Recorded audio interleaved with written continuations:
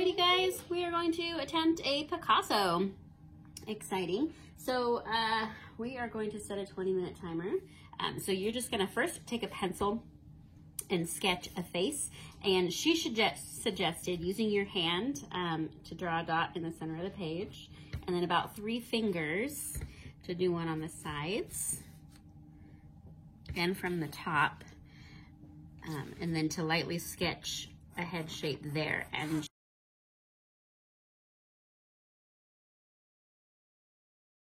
okay, so now that we're okay with our basic shape, we're just going to use a black crayon to heavily go over it, which imitates some of Picasso's bold black lines. And also, since we're going to use watercolor, it will act as a resist. Okay. Now, what we're going to do is we're going to draw a squiggly line down the face in any kind of pattern you want. So just divide that guy right in half there. Okay. You can watch the Inside the Line ones for better details. I'm just going to try to tell what I remember. But what Picasso did, which kind of revolutionized the era of art, was he took a flat image and tried to give you the perspective of multiple angles at the same time. So we're going to draw a couple eyes on here, but they're not going to be in the right place or looking the same direction, not like you would expect for a face. So you could draw a nice big one right here, looking straight at you, and then over here there might be one looking this way. Right. Okay.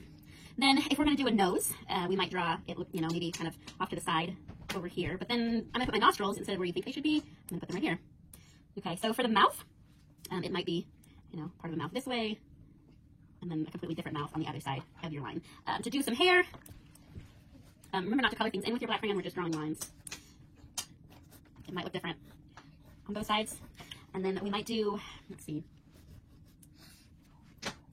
some lines or shapes going through in other directions, and this is creating different blocks that we're going to color in.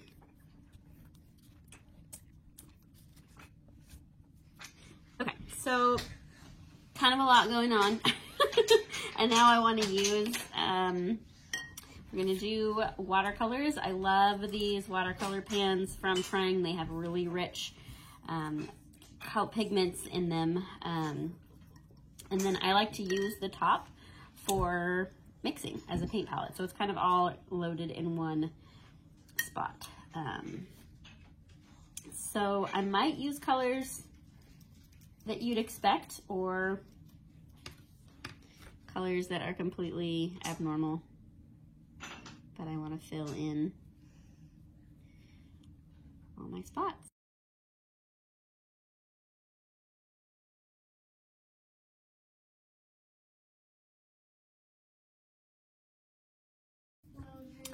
One trick with watercolor is if you know you're going to paint a big area, if you paint the whole thing with water first and then get your color on it, it will spread really easily, especially if you have kind of a wax resist happening that will help keep it blocked in. Another way to get really bold colors is to put water in each of your pans before you even begin, so that it can get really juicy. So I'm just getting my brush wet, rinsing off the color, and getting water in these.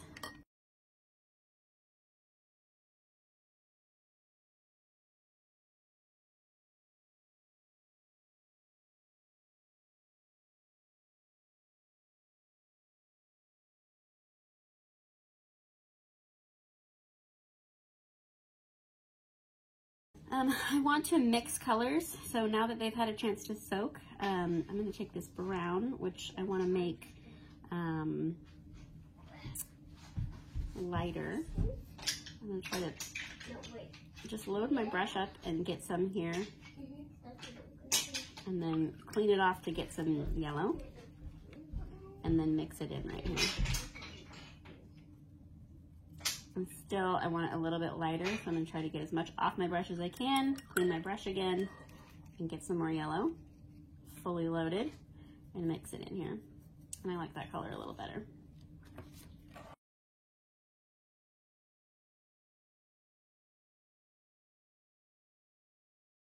If you find that you got too much water on your brush or on your page, and it's just really soppy, and possibly gonna bleed and drip, you can just take your paper towel and blot at it.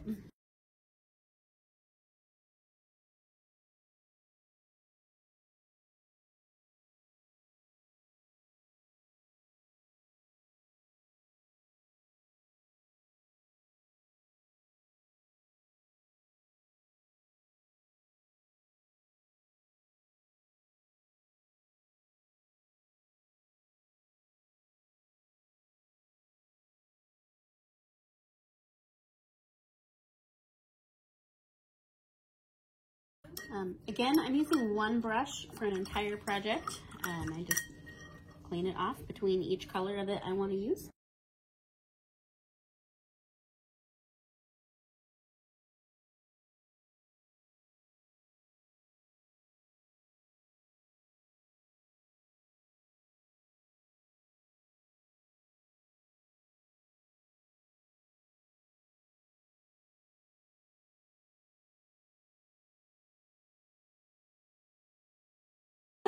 Okay, so to mix colors, I'm going to get my brush nice and wet. I'm going to pick up some yellow. Why am I doing that? I don't know. I'm making brown now. And I'm just going to put it on my lid. Okay, I'm actually going to make like a yellow-green. That'll be fun. Okay, now I don't want to put this in my green because that will mess up this paint. So I want to get my brush wet and then pick up a lot of green right there and then mix it right in here.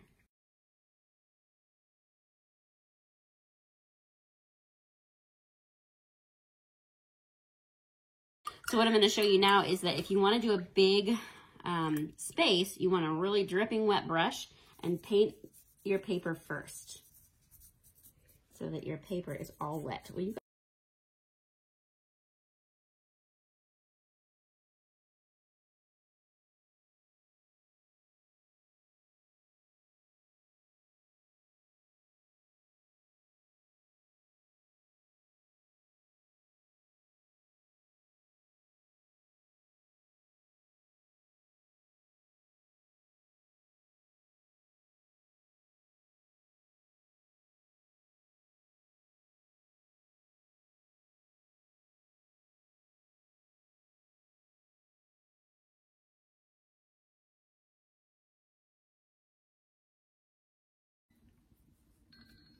All right, that was 20 minutes. I'm out of time.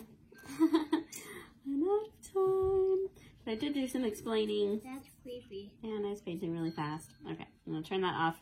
So what I have left here is a couple background images, and I'm gonna go ahead and fill those in anyway because there's always a little bit of time for grace.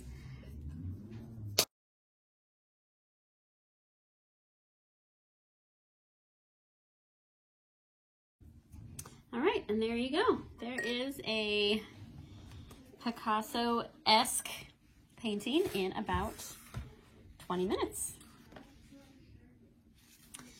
To clean up, this is a pretty simple cleanup as long as the kids haven't done any spills.